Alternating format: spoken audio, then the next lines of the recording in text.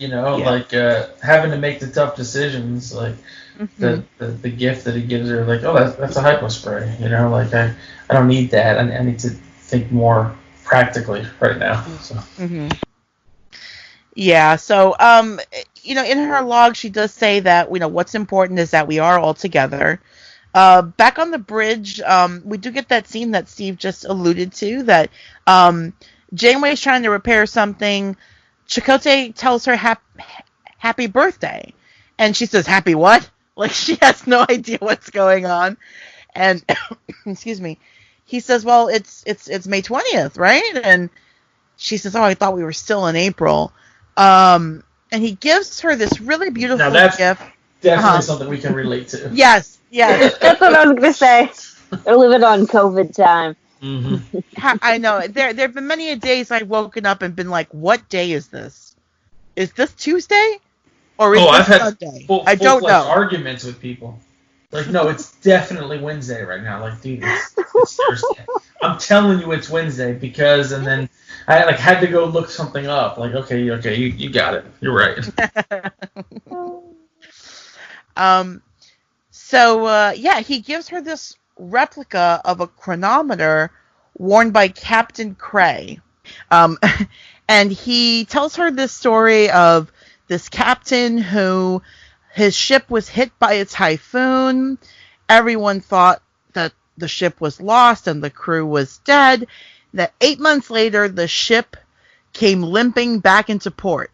Like there was almost nothing left of it, but this captain got his crew home. And it's a very sweet, thoughtful gift that he gives her because obviously it's very symbolic for Voyager's situation.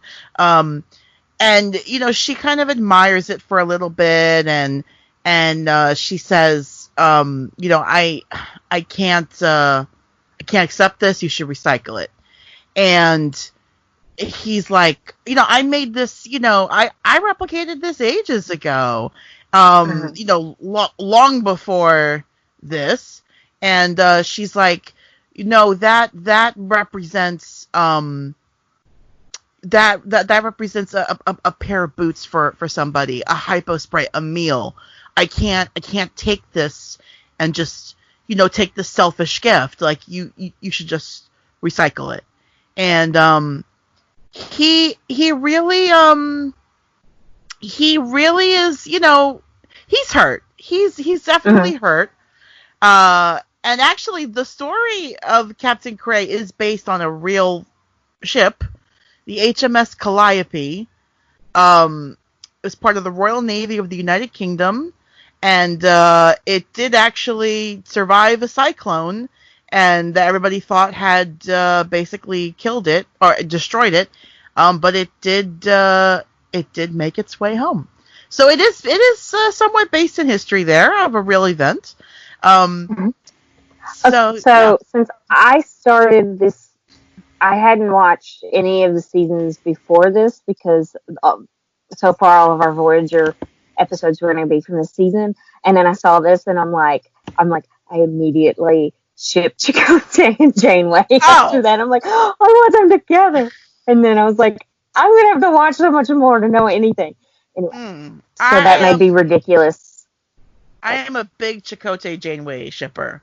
I am a huge Chakotay Janeway shipper. Okay, so I feel better about that then. Yes, like it's not. They had some episodes where they really came close. Yeah, I don't want to spoil anything for you because you haven't seen a lot of Voyager. Also, he's got like the scruff stuff going on, so he's like the rugged Chakotay. I know. Here, I know. Mm-hmm. I'm a fan of the scruff. I am a scruff lover. it was good. It was way better than that Caesar haircut in that other episode. Indeed. Way better. way better. Yeah, this is definitely he's trying to be sweet, and she's like, nope, recycle it. Mm-hmm. And, yes, she is being practical. Yes, she is making a tough decision here She is putting her crew first.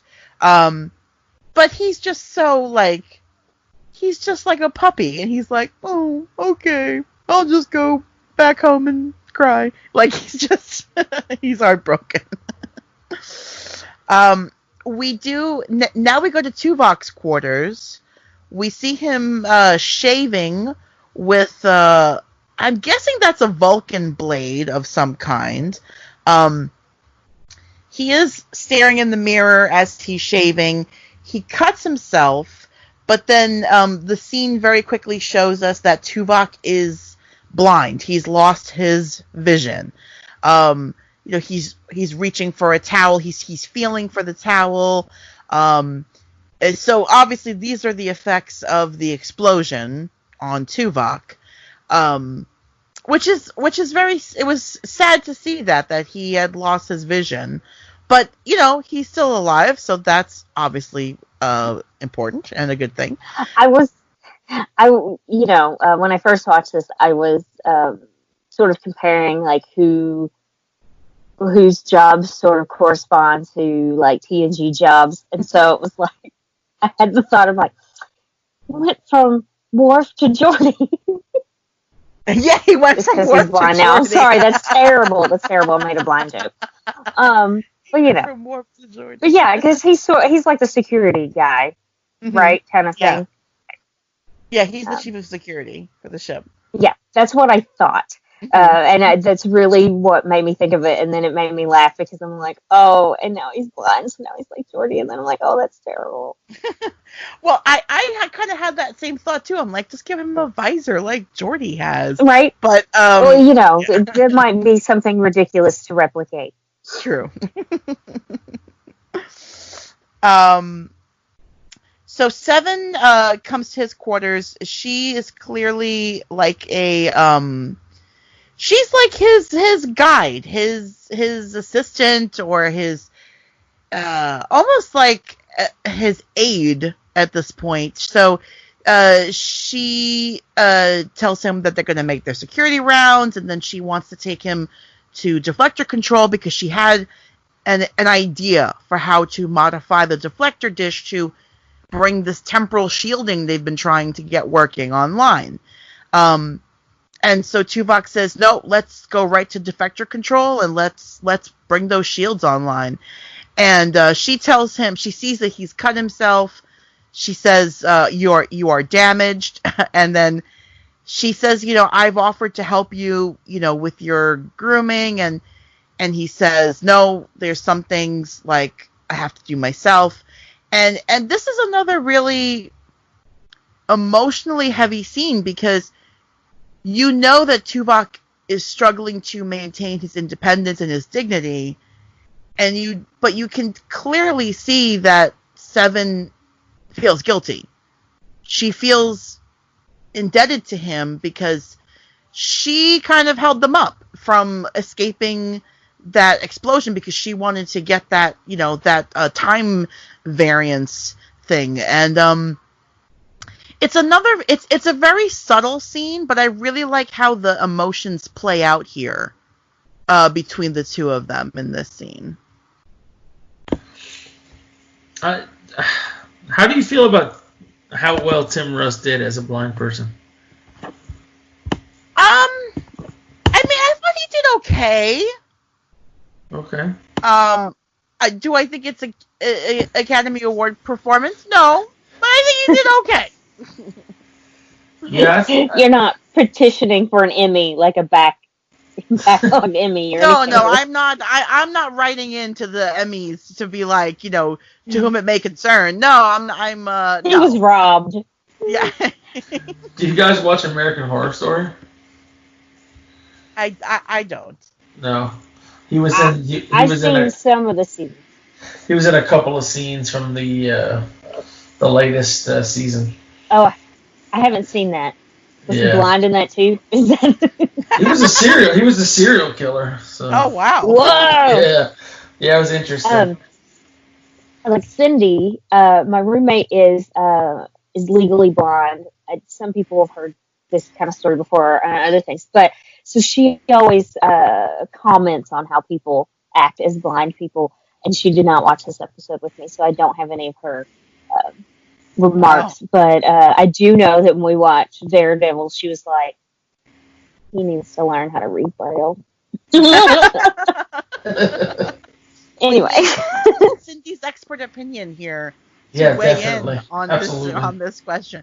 Well, hopefully we'll get Cindy's opinion. Hopefully she'll share it with us. In the interim between the episodes, I'll show her the scenes. Yeah. Okay, good. I'll let her check it out. So as Seven and Tuvok are walking down the corridor, they have like this really interesting conversation about basically what it's like to be who they are and live among all of these emotional creatures. So of course, Tuvok being a Vulcan, he suppresses his feelings and he's devoted to logic. And Seven, in a lot of ways, being an ex-Borg, is very logical and very dispassionate herself. So in a lot of ways, she is kind of like a Vulcan in that sense. So they do kind of have an interesting conversation where Seven tells him about her roommate, basically, who, you know, she leaves her stuff on the floor, and she finds it difficult to live with just like one other person, when as a Borg she used to live with like thousands of drones. But the Borg drones don't leave their underwear laying around on the floor. Like, that's just not what they do. But apparently that's what her roommate does, and leaves her stuff all over the floor.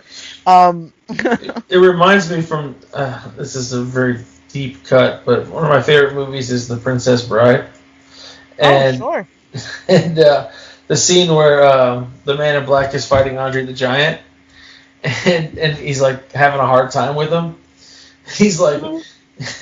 you know, fighting. I just realized why I'm having so much trouble with you. I'm used to fighting 20 people, and the techniques are different than fighting just one person. And it reminded me of that, like of her saying, you know, I'm used to living with 1,000 people, but living with one person, there's different challenges. So I don't know. I always like to slip the Princess Bride into conversation. So. Nice. It's not a bad thing to slip into a conversation, though, so that's good. My mom always liked me to do my Indigo Montoya impression. It's not good, but she just laughs. She would laugh, so I'd always do it for her. Anyway, no, I was thinking about how I'm not. I was like, notice how I keep going. I'm not going to do it. Oh man! I like how, you know, she's just like, oh well, I've lived with thousands of people, but they don't have things. Borgs, you know, they basically sleep in cubby holes. They don't have stuff. They don't have feelings. They don't have hobbies. They don't have anything. And then she gets stuck with somebody who has lots of emotions and bad habits and all that kind of stuff. I mean, the Borg's bad habit is, you know, assimilating people. And their hobby, I guess, you know. It's a bad habit and a hobby. Right? What do you do in your spare time? I don't know, assimilate cultures. Yeah.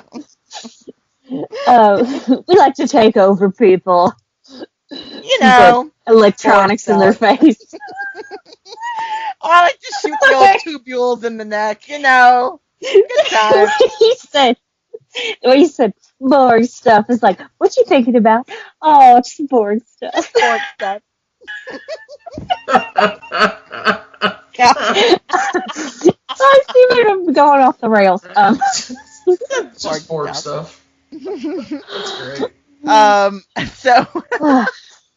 So after she tells him, like, her sort of, this is my difficult emotional person I have to live with, here comes Neelix, who, I'm sorry, Neelix is the Jar Jar Binks of the Star Trek universe. I do not like this character. Very, very rarely do I enjoy a Neelix story.